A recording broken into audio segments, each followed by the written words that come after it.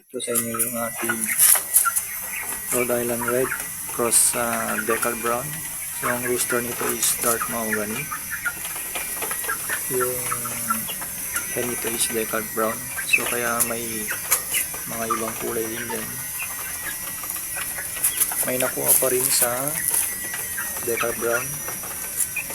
Itong dalawa babae, tapos may isang lalaki din dyan. Decal Brown din yung nakuha niya. Yan.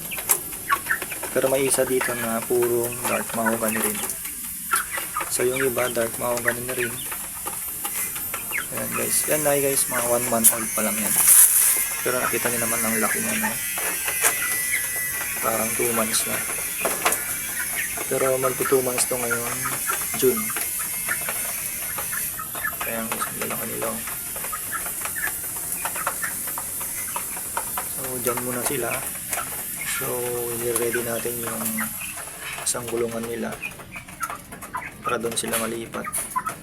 So dito ang nilalagay ko sa cage na to pag mga week old to month old, dito sila.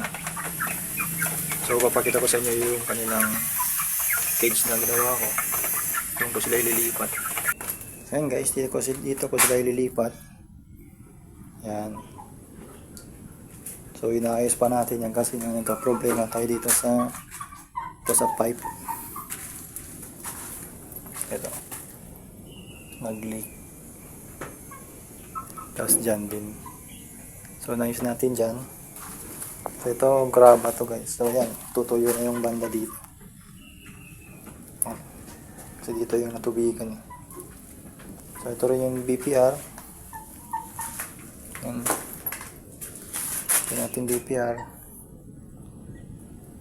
Kaya may parang ano ng pintura dyan kasi may tumutulo din dyan.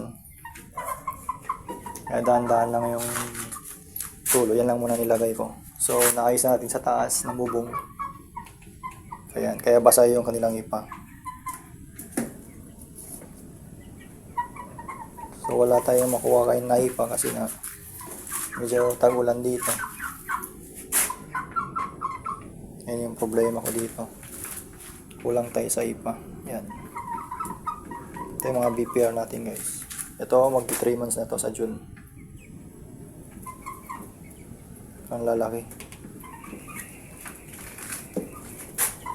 Naka-divider to sila guys. Yan.